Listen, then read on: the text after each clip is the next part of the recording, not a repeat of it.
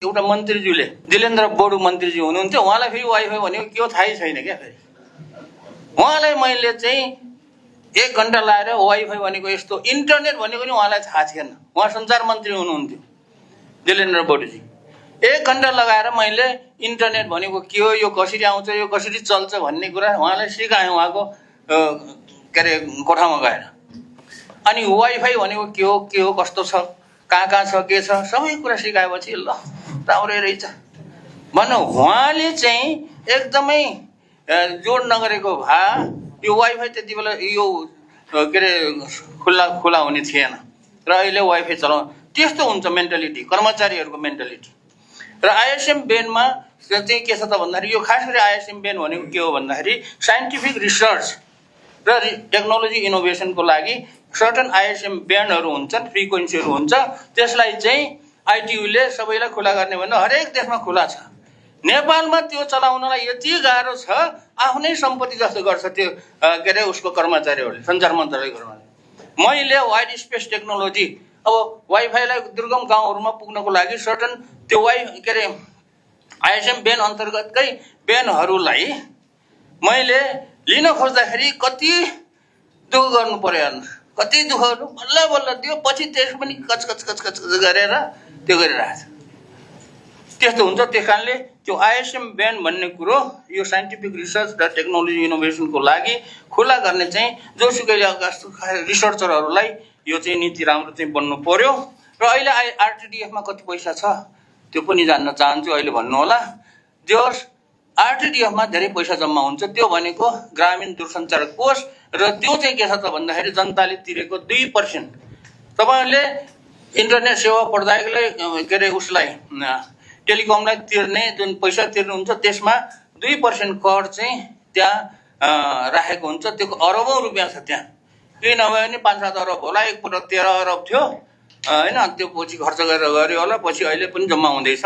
हरेक वर्ष अरबौँ रुपियाँ जम्मा हुन्छ। त्यो पैसा चाहिँ ग्रामीण दूरसञ्चार कोष भनेर ग्रामीण क्षेत्रमा दूरसञ्चार विस्तार गर्ने, त्यसको पहुँच पुर्याउने भनेर गठन गरे खडा गरिएको कोषलाई चाहिँ त्यही जुन उद्देश्यले खडा गरिएको छ त्यही उद्देश्यमा खर्च गर्ने हो भने मात्रै पनि अहिले गाउँबाट जति कम्प्लेनहरू आइरहेछ, हाम्रोमा इन्टरनेट आएन, हाम्रोमा टेलिकम फोन आएन भनेर त्यो चाहिँ पुग्छ, त्यो चाहिँ राम्रोसँग गर्ने हुनु पर्यो। र अर्को कुरा यो टिएससी भन्ने छ, टेलिकम सर्भिस आइएसपीहरूलाई र यो इन्टरनेट सेवा प्रदायकहरू सबैलाई, टेलिकमलाई पनि लाग्छ। यो चाहिँ टिएससी भनेको चाहिँ यो चाहिँ एउटा लोड हो। यो टेलिकमहरूले के गर्छ त भन्दाखेरि अब तपाईँलाई जस्तो मानौँ महिनाको सर्भिस लिनु भएको छ, इन्टरनेट 1000 रुपियाँ तपाईँलाई लिएछ। अब त्यसमा 13% भ्याट जोड्छ, अनि 13% भ्याट प्लस 2% अहिलेको दूरसञ्चार प्राधिकरणको त्यो जुन छ ग्रामीण दूरसञ्चार कोष 2% जोड्छ, 15% भयो। अनि त्यसमा 2075 सालमा डाक्टर युवराज खतिवडा अर्थमन्त्री हुँदाखेरि फेरि प्लस 13% टेलिकम सर्भिस चार्ज भनेर 13% थपिदिनु भयो। अब त्यो 15मा 13 थपिदिएपछि 18 भयो, 28 भयो। अब त्यो 28 थपिदिएपछि त आइएसपीहरूले के गर्छ त भन्दाखेरि आफ्नो मूल्य त बढाउनु पर्यो। 1000 रुपियाँमा तिरेछ के अरे सर्भिस दिएछ भने 13% थपेर त्यो त बढाएर लैजानु पर्यो, त्यहाँ 13% लैजानु पर्यो। अब 13% बढाउँदाखेरि फेरि के भयो, मूल्य हाई भयो भनेर ग्राहक कराउने भयो। त्यस कारणले त्यसमा धेरै झगडा भयो।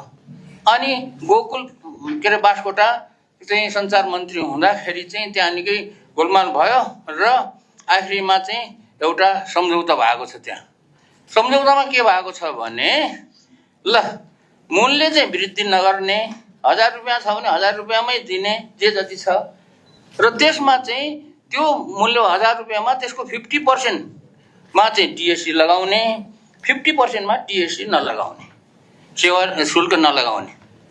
किनभने त्यो टिएससीलाई के छ त भन्दाखेरि सपोर्ट एन्ड मेन्टेनेन्स कस्ट हुन्छ नि त, सपोर्ट गर्नु पर्यो, मेन्टेनेन्स गर्नु पर्यो। त्यसको लागि त्यो 50% मा नलाग्ने भनेर चाहिँ सम्झौता भएर यी यस्तो यस्तो किसिमको यहाँ छ, यहाँ सबै छ। यो बिलिङ गर्दाखेरि फिक्स वायर ब्रोडब्यान्ड सेवा बापत हुने के भन्छ प्रस्तुत गर्ने मोहर शुल्कको अधिकतम 50% सपोर्ट एन्ड मेन्टेनेन्स शुल्क लगाउन पाउने र विद्यमान दूरसञ्चार नियमावलीमा आवश्यक संशोधन गरी सपोर्ट एन्ड मेन्टेनेन्स शुल्कमा टिएससी नलाग्ने व्यवस्था मिलाउन सिफारिस गर्ने भनेर सिफारिस एउटा भयो सम्झौता भयो। अब सम्झौता अनुसार अब यहाँ चाहिँ राजपत्रमा पनि निकाल्यो।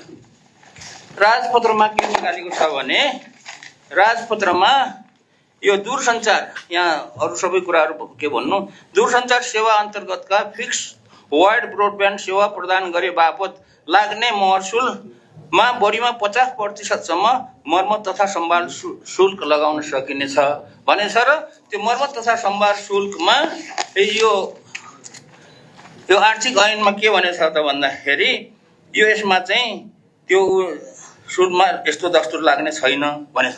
त्यो टिएससी लाग्ने छैन भनेर यहाँ भनेको छ त। अनि यही कुरालाई फेरि कर्मचारीहरूले यो अब के भन्ने अब कर्मचारीहरूले रिस उठ्छ होला हैन। त्यस्तो कर्मचारीहरूले घुमाएर फिराएर यो हैन यसो भनेकै हैन तिर्नुपर्छ भनेर तिराएर अब कोहीले त तिर्यो नेपाल टेलिकमले तिर्यो हैन एउटा दुईटा तर सबैले त तिर्न सकेका छैन। त्यही कुरालाई यहाँ प्रश्नसँग भनेर त्यो 50% त्यसलाई कति ठुलो कुरा त होइन नि 50% मा टिएससी लगाउने र बाँकी रहेको 50% लाई सपोर्ट एन्ड मेन्टेनेन्स के अरे चार्ज भन्ने र त्यो त्यसमा चाहिँ त्यो टिएससी नलगाउने भन्ने कुरालाई यो शब्दको जादु साह्रै बाटो पल्टिएर त्यो लगाउने गरेर यस्तो यस्तो किसिमको छ। यसो गर्यो भने के हुन्छ त भन्दाखेरि जनताले यो सञ्चार सम्बन्धी राम्रो सेवा लाग्न पाउँदैन सक्दैन के व्यापारीले सक्दैन नि। त्यस कारणले यो सञ्चार भन्ने कुरालाई चाहिँ त्यो होस् भन्ने कुरा हो। र अर्को कुरा यो अतिरिक्त सेवा हुलाक सेवा छ जुन अहिले सरकारले चाहिँ हुलाक सेवाहरू त मरिसकेको जस्तो थियो।